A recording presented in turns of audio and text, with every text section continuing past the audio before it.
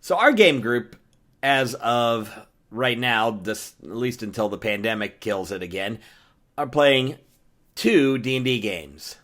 One of them, the 3-5 game, was taken out when we had our lockdown, so we literally just finished one dungeon and it took us a year to do.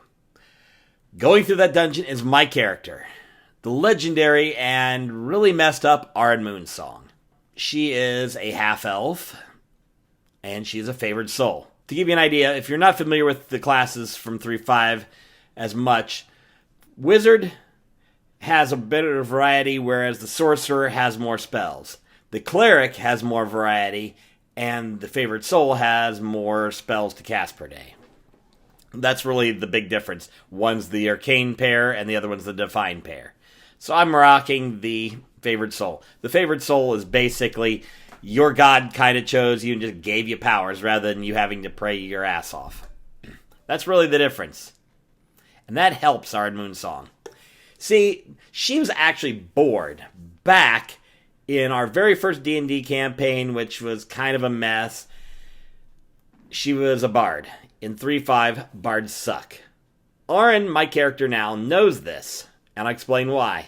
In our very first campaign, she wished for some power, and in the process, she got blinked out of existence, and I ended up running a paladin to finish that campaign, which was anticlimactic as saggy tits. So when we got this campaign, I figured I'd bring her back. Well, actually, I started with a rogue, but we had two rogues in the party, and boy was I glad because we eventually got a third rogue in. But I left my rogue, Will, out because I was kind of redundant with another character, and that was no fun. So I said, let's bring Aryn in. So her backstory, after she was snapped out of existence, she was a human at that point, but she was a worshipper of Corlan. Corlan appeared to her as a female instead of male, because Corlan likes to change forms and is kind of weird that way. Either way, Corlan talked to her and basically said, I'm going to send you back, you're going to be my emissary, yada yada, favored soul, poof, you're in a body. So she was born and grew up, but she gained something, a characteristic that I'd come up with for some other games. And this is the most awesome thing. Bardic meta-knowledge. What this is it's kind of like Bardic Knowledge to a degree, except it has two features. Number one, it's actually meta-knowledge. So she knows that she is a character in a game. She's aware of who the DM is when players aren't there, which is why characters mysteriously disappear. She's aware that there's actually a sheet that contains all of her stats. Basically, she's as awesome as Deadpool, except with boobs. So some other things about Aryn. She still possesses some desire to be a bard. She has some performance skill instead of anything else. She's actually outperformed a bard that's following the party that the party doesn't know about. She tends to make references constantly in-game to things that are not in-game, which brings me to the second point of Bardic meta-knowledge. It is a role-playing thing only. There is no mechanical benefit at all to having Bardic meta-knowledge, which she points out is kind of pointless to have, but oh well, she's got it anyway.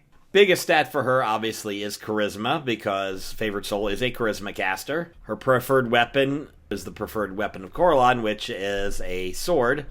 She actually, just in the last adventure, got herself a really cool Sunblade. I think our DM pulled that from 5e, but it still gives her a +1, and it's basically a lightsaber. When it lights up, for some reason, it sounds exactly like a lightsaber lighting up, because why wouldn't it? Let's see here. I'm going to look at her sheet here, so I'm going to kind of be staring down at it, because like all my current characters, I try to have them online. With 3.5, that means an Excel-style spreadsheet in Google Docs. If I can, I will share a link below. I have to figure out how to make it read-only, and then you can see the insanity that is her. Let's see here. Some special things that I can tell you about her. Let me look at some of her spells. Some of her favorite spells. Obviously, she packs some healing spells because why would you have healing spells if you can? It comes in handy. She packs some light spells. Light of Lunia, Light of Mercuria, and Light of Venya. Basically, they're all the same basic spell. Basically allow you to shoot rays of light that are really good against evil creatures and undead. She's also, for some reason, conjures ice beasts. The most recent one was adding Conjure Ice Beast 4, which allows her to summon an ice unicorn. Which, for some reason, when she does, the My Little Pony Friendship as Magic theme starts playing. Why? Other cool things she has, Belt of Dexterity.